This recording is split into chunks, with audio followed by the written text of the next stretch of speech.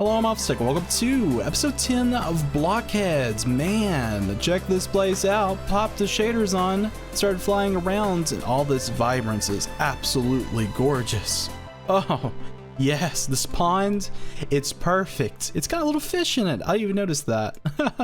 Wow, doesn't that look beautiful? That is absolutely gorgeous. Listen, this is the one thing that has snagged me. Let me have my couple of moments here. Oh. That's just, I could live here.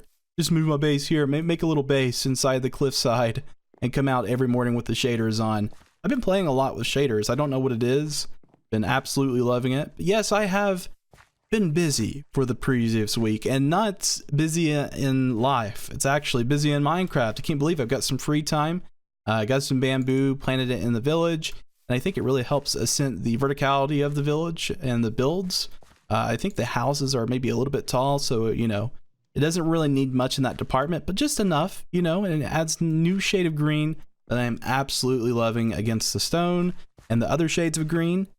Oh, and I've done a bunch of other stuff too. Over at the mob farm, the ink farm, the nether hub. I mean, I have just been busy, so it's going to be a little bit of a show and tell for the beginning of today's episode. And then I have completely prepped for our project, so I've got all the materials ready. I'm just ready to sit back and relax and work on it. So this pathway leads to original spawn, and it needs some love. I mean, it's rather bare. I think there's some stuff that could be implemented here just to make it look nicer. So yeah, if you were to head this way, I mean, as you can see, it's a very simple path. I kind of done this so I could keep track of where our main village is compared to original spawn. But man, I'd like to make my way over here a little bit more. I mean, it's just, you know, kind of left over here. And once in a great while, I will come over and I'm like, wow, yeah, we built this area. I forgot. And it's actually really pretty. I like this area. Might do some projects over here in the future too. I think we moved because original spawn is our spawn chunks. So we're gonna have to watch out what we put over here. Just watching out for lag and all of that, which, ooh, yeah, I forgot I'd done this. And this wasn't even really that long ago. It's kind of crazy how you can forget projects that you've done and just kind of leave them in the backdrop. So this is in our original spawn, a bunch of cows. I don't know what I think about that. Might have to clear them if we don't use cows. I'm going to have to ask Hex about that one. But yeah, that's what I plan to do later in the episode. Let's go over to the mob farm. Let me show you the little tweaks that I've done. Ooh, it looks impressive. Over the previous 2 weeks, I've developed a new addiction to falcon dive everywhere I go, and yeah, it didn't quite work out when I went over to the tech island. So before we do head over to the mob farm, you guys remember this iron farm, right? Well, look at it now. Oh, it's gonna catch every golem that comes into the process. That feels amazing. And hello, Mr. Skeleton Horses. You're gonna be a nice addition to Hex's stables if I can ever get you out of here safely. But yeah, correct that one. Didn't really think about getting out of here though. Back ender pearls. They're really useful. I don't know what just hurt me. So the mob farm's out this way. I don't know how good it's gonna look through shaders, but ooh, it actually does look pretty impressive, doesn't it? Ooh, got all that glass surrounding it. It looks quite different compared to the last time we had seen it. And we can see some mobs spawning in there right now. That circuit should initiate. There they go. All the water getting dispensed, all the mobs getting dropped into our drop chamber. And they're going to die pretty soon. Ooh, it's fixed. I fixed the layering, I fixed the timing circuit, and of course built this little addition that's going to be the main storage. So if you were to walk in here, you could see the outside water, which doesn't look that impressive with shaders, but without shaders, you could see the ocean and all the teeming life within it. We see a squid, we see a dolphin, a school of fish being daft. They're just kind of sitting there. The ballerina squid, yeah, he's daft. He doesn't know what he's doing.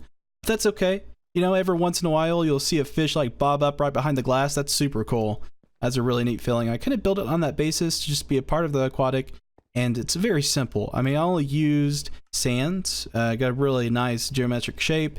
Really easy to kind of slap together. It only took about 30 minutes to clear the water in it. And then the main point is the coral reef that's kind of surrounding the drop tube, like it's snaking up the tube, like it's grown that way. And man, I love all the colors, the sea pickles to add the brightness and vibrance. And of course, we've got the storage system that I have not figured out yet. To make this thing look aesthetically pleasing at the same time, it's going to be a hard thing to do. because we got to pump those items into these chests, and obviously that's going to take some structure building, and I don't know how it's going to look with the rest of the build. So, you know, I'm kind of shaking my hands on it. For the rest of the project, I mean, we got the glasses on the side. It causes some problems with spiders, but they eventually fall in the drop chamber and they die. They just kind of hang out there for a while. We got our timing circuit all done. So it's all in place. We're getting drops. I mean, I've been using rockets this entire episode.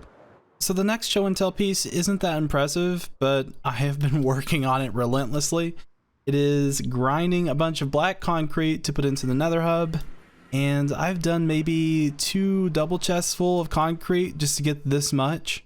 And yeah, it's going to probably take another, I would say 3 double chests to complete the walls, and then we'll have to do the ceiling. But it's coming along pretty nicely because we've got that ink farm, and that's the next show and tell piece. Let's go over there. The more I come through this entrance, the more I want to change the floor. It's kind of weird in contrast, isn't it? A little bit too bright with everything else. Before the ink farm, we have put in some walls in this viewing area. Used cyan terracotta. Haven't used this stuff since like season 1 of the Waystone, my first survival series on YouTube. And yeah, I think it looks kind of bland with the quartz columns. It's going to need some detail in the middle. Right now, it's just kind of a plain backdrop. And this is a problem. I put some glowstone inside the farm, but the monsters that have already spawned inside the farm are going to stay there until we kill them with a bow and arrow. And hopefully bow and arrow shoots through sugarcane. I'm crossing my fingers on that one. I haven't really tested it yet. I don't do a lot of PvP, so I wouldn't know that kind of thing. But yeah, there's a bunch of mobs in there. Holding ink sacs from what's been dropped from the squids. Oh, it's a little concerning, but we'll get it taken care of eventually. Now we've made our way back to good old spawn. Now let's look at this pathway and see what we want to do. So we got our inner chest. I should have some materials to build with. I organize it in these 4 shulker boxes. It's actually a pretty big spread out that way, so it's going to take a little bit of work to get everything polished, and materials as well. We've got good old scaffolding blocks, which is super useful. I didn't realize how useful they were until I started tinkering with them. We've got a bunch of wood variants in case you want to do some building. Got a bunch of stone variants and pathway variants. It's all ready for us. Oh, that is so amazing. I love that. Just prep for your projects. It makes them so much more enjoyable. I'm going to fancify this bridge. It's not pretty. It's just something I kind of slap together. And, you know, obviously do some tweaks to the pathway. Maybe do some unique buildings out this way. I've got some really cool ideas in the backdrop. I'm going to probably roll a time lapse and get everything finished. But yeah, this would be a good place for a house. Kind of on this corner. I don't know. I don't know if I want to do farmhouses or something different, but I might want to do a big pond too, as that would be a really nice little filler in between these houses. And of course, maybe some other tidbits. So let's get to it. Let's roll this time lapse, and hopefully we'll have a build at the end of it.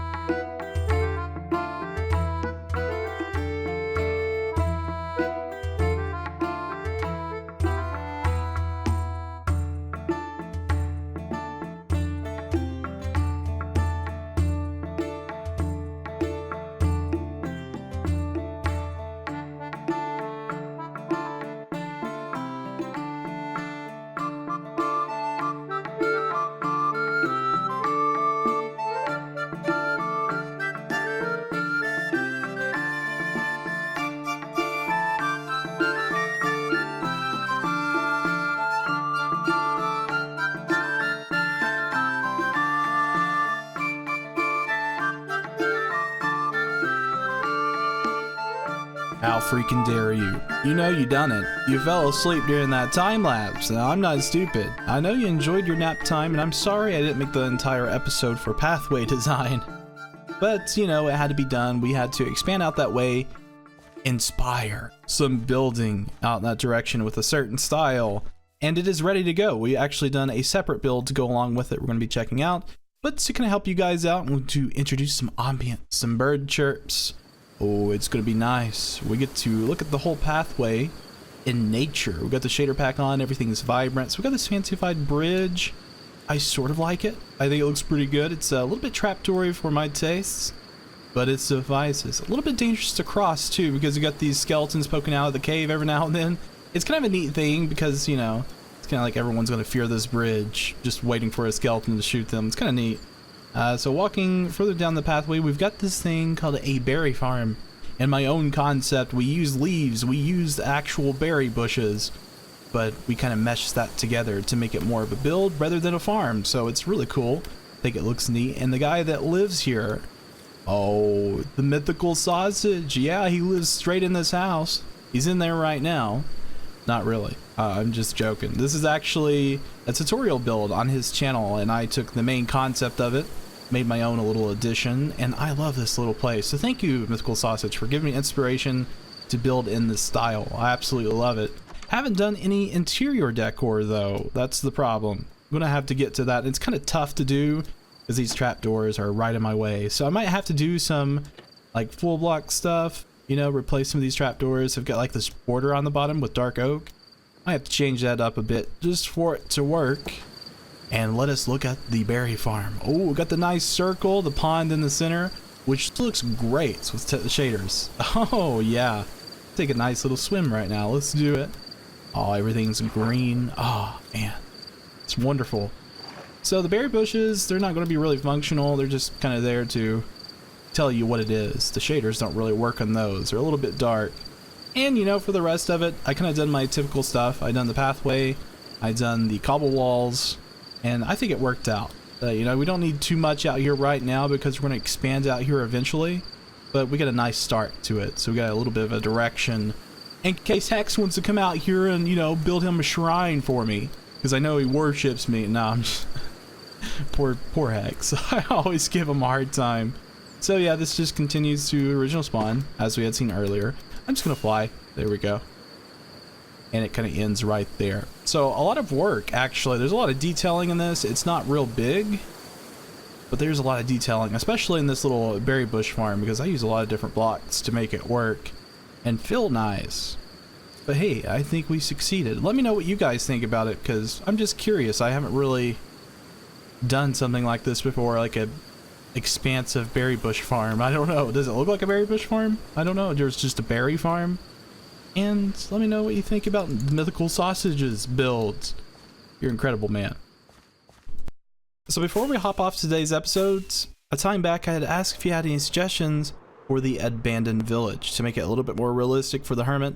And I actually got a suggestion from PixelBrew, one of my good friends from the Waystone. Hey, he's a really incredible builder. He is top notch. Would check him out. He's in the description. I'll leave a link for you.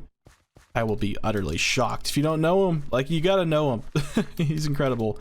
So he had given me the suggestion to put in a drying rack for the villager, or the hermit that lives up here. He needs a place to dry his clothes and all that shenanigans. And I actually got some stuff prepared for it. So we've got some jungle fence, which I thought would be super cool, and I guess right here would be pretty nice. I don't know if, do I want to put it here? No, I think I want it here because it seems like it's a little bit further out for the wind to get to it. So we'll take this out. We'll do a few fence posts right there. Actually, let's do one on each side over here, like, maybe right there. No, let's do a little bit further out. I've got 3 banners. So we should have some stairs. I thought this was a super cool connection, so we can put stairs there. Maybe it looks a little rickety, not too fancy, but kind of fancy in a way. So this hermit is living this lifestyle, man. We've got the trapdoors to put on top, and then we need the banners, and that should be a good representation of some kind of cloth or clothing. Man, that looks cool. Thank you, Pixel. That really kind of livens up the area a bit.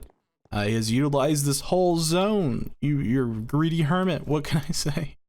And something else I wanted to add, just for my personal taste, I think I'm gonna put it about right here, a wash bin so that he can wash his clothes. Of course, I don't got any water sources nearby, I don't think. Can we fly and grab some just real quick? Let's see. I'm just gonna dip down, grab it, and fly out. If I can do it successfully. Oh, no, wait, glag. Oh, yeah, that didn't quite work out, did it? Let's see if we can put it in the cauldron without touching the ground. Oh, success. Nice. Thank you, Pixel. That's awesome. But I think that's going to be about it for today's episode, guys. Hope you did enjoy watching. We'll see you next episode. Have a fantastic day.